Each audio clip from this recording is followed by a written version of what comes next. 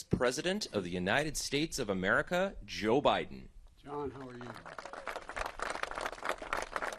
Please, sit down.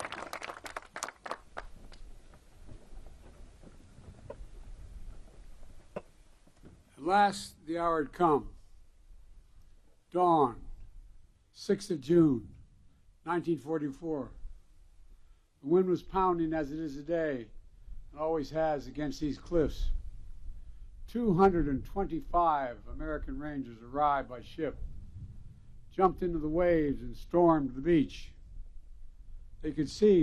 All they could see was the outline of the shore and the enormity of these cliffs.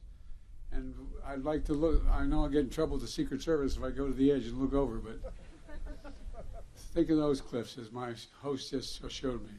That's what we're standing on top of. All they could hear was the crack of bullets hitting ships, sand, rocks, hitting everything.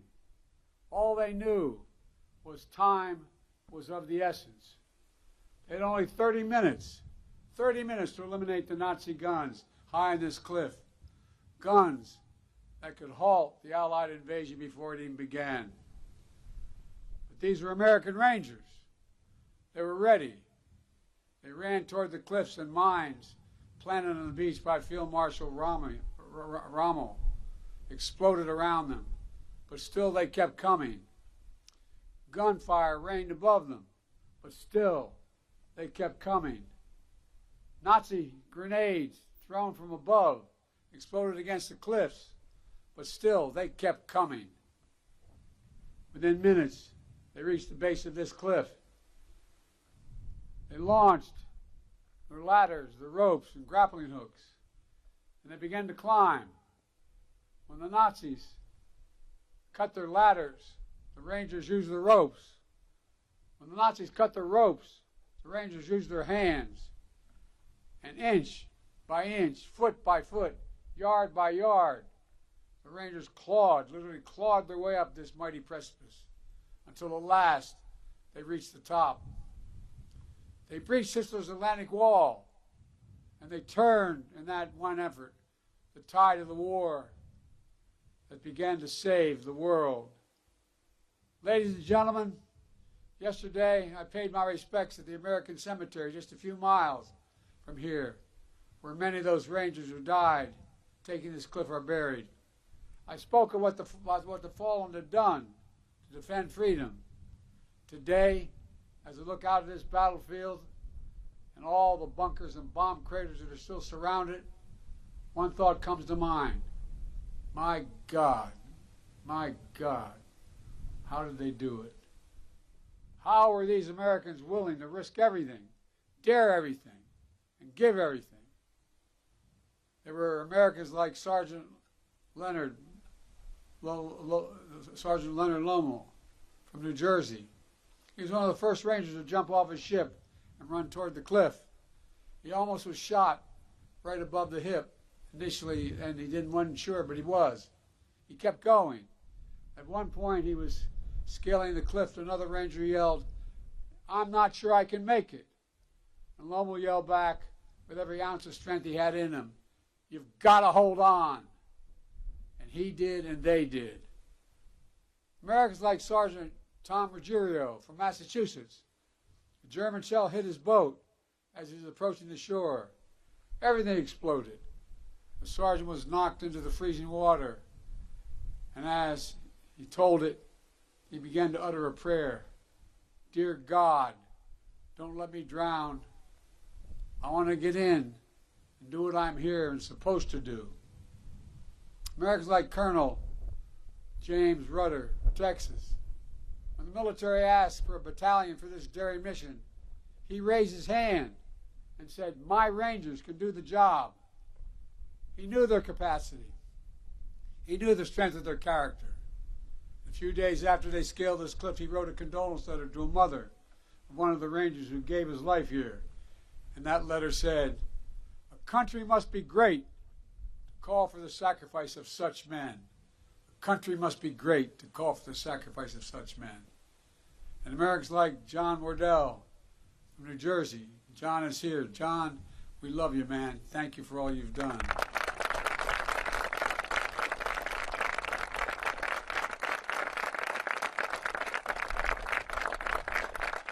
deserve that and a lot more, John.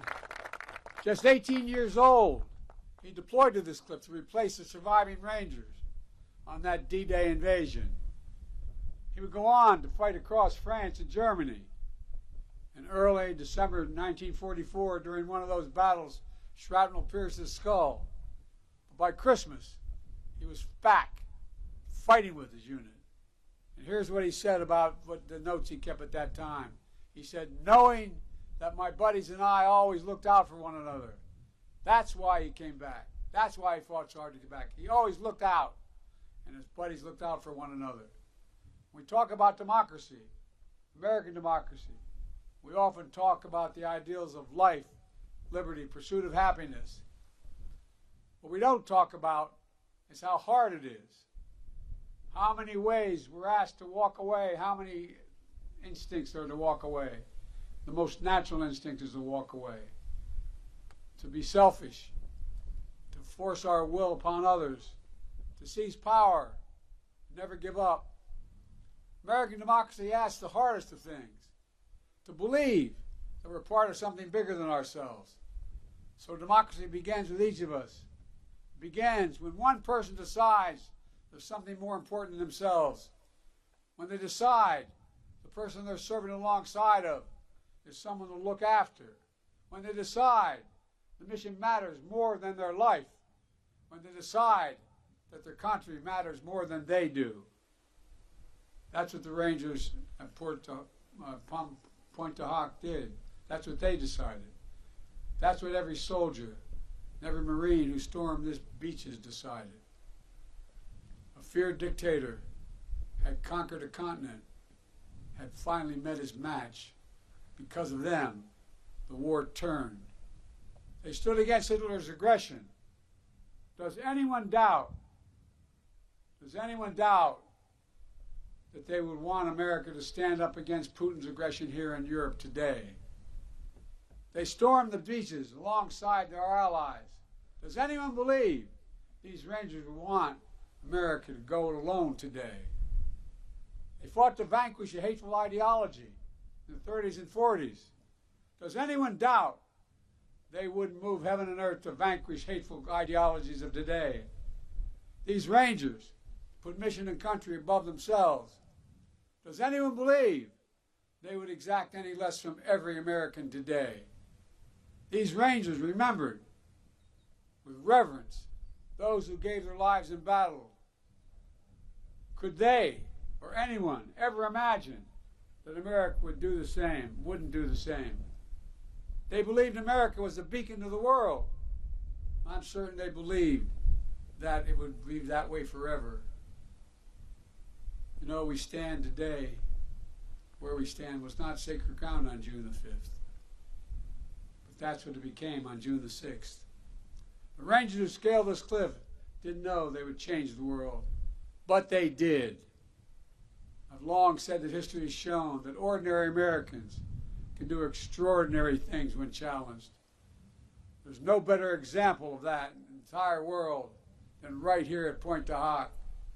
Rangers from farms and cities in every part of America, from homes that didn't know wealth and power. They came to a shoreline that none of them would have picked out on a map. They came to a country many of them had never seen, for a people they had never met. But they came. They did their job. They fulfilled their mission. And they did their duty. They were part of something greater than themselves. They were Americans. I stand here today as the first president to come to Pointe du Hoc when none of those 225 brave men who scaled this cliff on D-Day are still alive. None. But I'm here to tell you that with them gone, the wind we hear coming off this ocean will not fade. It will grow louder as we gather here today. It's not just to honor those who showed such remarkable bravery on that day, June 6, 1944.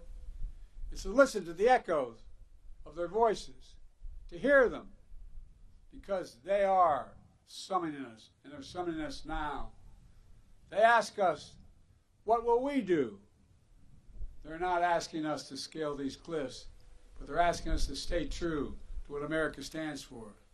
They're not asking us to give or risk our lives, but they are asking us to care for others in our country more than ourselves. They're not asking us to do their job. They're asking us to do our job, to protect freedom in our time, to defend democracy, to stand up aggression abroad and at home, to be part of something bigger than ourselves. My fellow Americans, I refuse to believe, I simply refuse to believe that America's greatness is a thing of the past. I still believe there's nothing beyond our capacity in America when we act together. We're the fortunate heirs of a legacy of these heroes, those who scale the cliffs, Point to Hoc. We must also be the keepers of their mission, the keepers of their mission, the bearers of the flame of freedom that they kept burning bright. That is the truest testimonial to their lives. Our actions every day to ensure that our democracy endures and the soul of our nation endures. To come here simply to remember the ghosts of Point to Hoc isn't enough. We need to hear them. We have to listen to them. We need to listen to what they had. We need to make a solemn vow to never let them down. God bless the fallen. God bless the brave men who scaled these cliffs. May God protect our troops. God bless America.